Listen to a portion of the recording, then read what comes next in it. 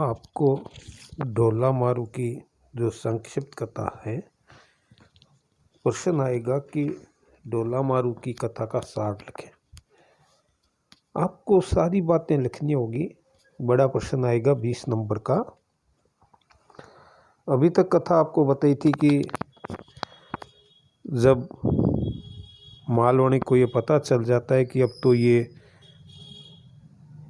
ढोला जो है जाएगा, ढोला उनके वो कहती है कि मुझे सोती हुई जब आप पाओ तब जाना। ढोला बात को स्वीकार कर लेता है। छोटा प्रश्न पूछ सकते हैं कि कितने दिन तक मालवणी जगती रही, अर्थात वो नहीं सोई, कितने दिन तक, छोटा प्रश्न पूछ सकते हैं। तो आपको उत्तर ये है कि 15 दिन तक वो रात और दिन जगती रही ढोला के साला कुमार के साथ। 15वें दिन उनको नींद आ गई तो वो कहती है कि अब तो जाने का है। फिर वो जाता है। ऊँट की बात आती है, ऊँट और गधे की भी आती है, आपको जो बताइए कहावत, ऊँट खोड़ावे गधो डोंबी जे। उसके बाद में आपको ये भी बताया है कि रास्ते में तोता जा कर के कहता है सुआ कि ढोला को कहता है कि मालवणी मर गई।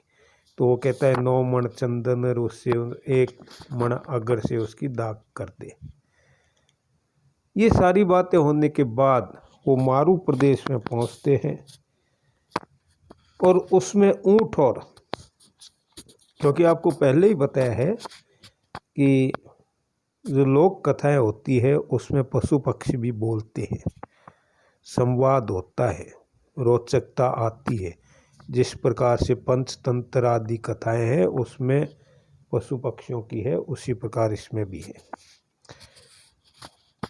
तो मरु प्रदेश का वर्णन किया गया है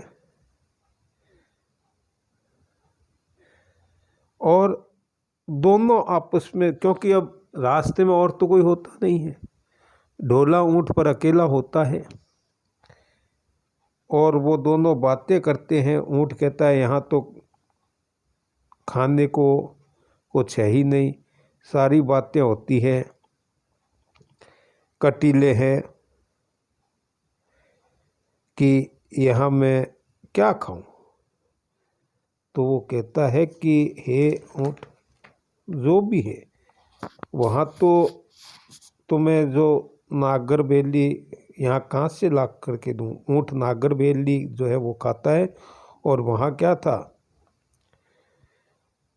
उसके लिए कहता है कि मैं करा नीरो जऊ चरऊ कंटा वड़ नई फोग और नागर बेली किया लही थारा थोबड़ जोग। थोबड़ देखो, थोबड़े राजस्थानी शब्द है कि थोबड़ो सुजाई लियो। थोबड़े का अर्थ है मुंह, कि तुम्हारा मुंह देखता। नागर बेली कहाँ से लाऊं मैं, कि यहाँ तो तुम्हें यही चरने पड़ेंगे, यही खाना पड़ेगा।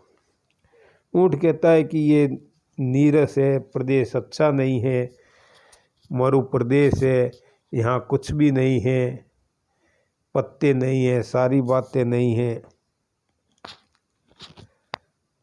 फिर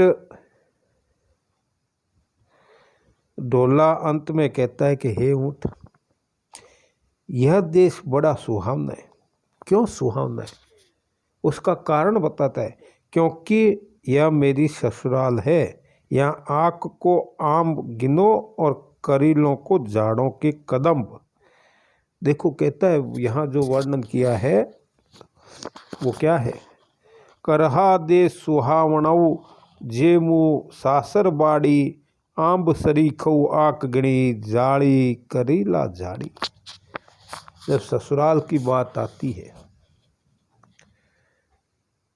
तो प्रसन्न हो जाता है और वो कहता है ढोला कि तू चाहे कितना ही कह, मैं इस प्रदेश की निंदा नहीं कर सकता। ये मरु प्रदेश, पूगल प्रदेश, राजस्थान प्रदेश मेरे लिए तो बहुत ही अच्छा है, क्योंकि यहाँ क्या है, मेरा ससुराल है, और जहाँ मेरा ससुराल है,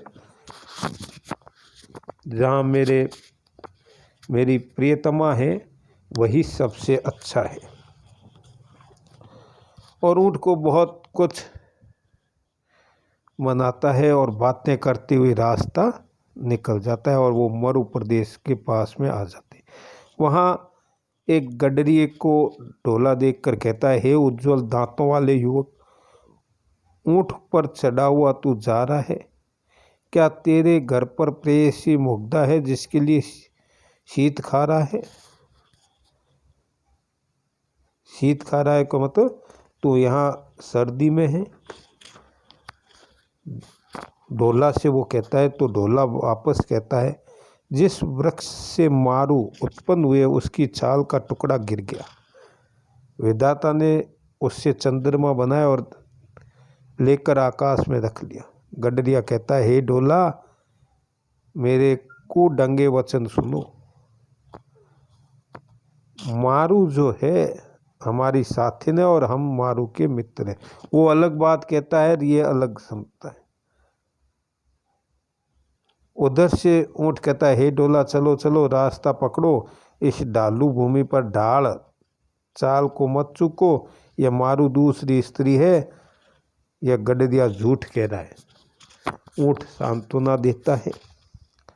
उधर से क्या है कि एक उम्र सुम्र का एक चारण उसके पास से ही मिला। ढोले को जाता हुआ देख उस करके वह मूर्ख मन में जल उठा।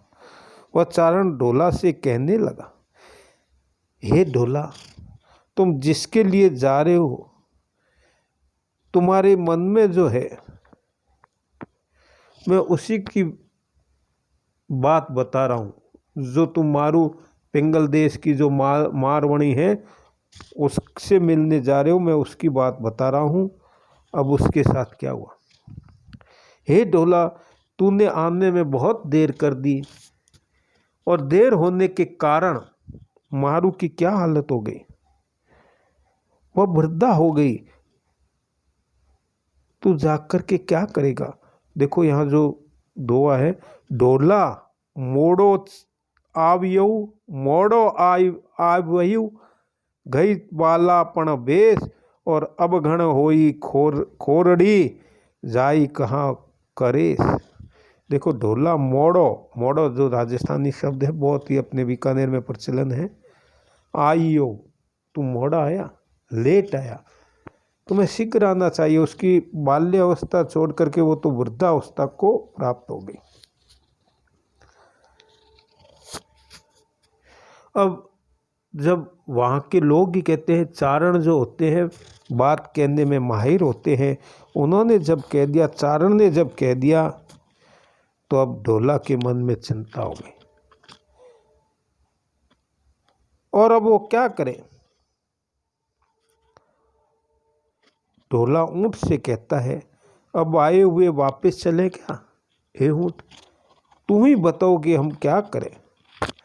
देखो आपको पहले ही कहा है कि संवाद दोनों का होता है। ऊँट कहता है कि हे ऊँट, बता अब कैसे करें कि नरवर लोगों को अब जा कर के क्या कहेंगे कि मैं वापस क्यों आया।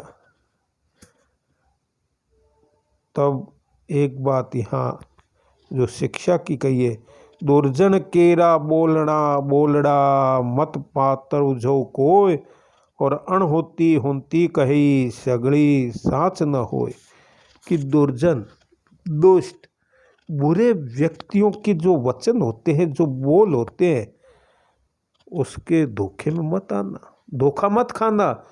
बुरे लोग दुर्जन जो बोलते हैं, उसकी बातों पर विश्वास मत करना।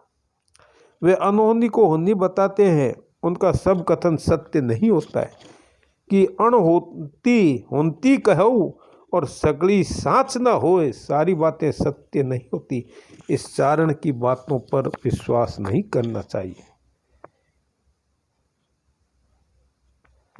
अब ढोला विचल में, द्वंद्व में डूबा हुआ है कि क्या करे, किधर जाए।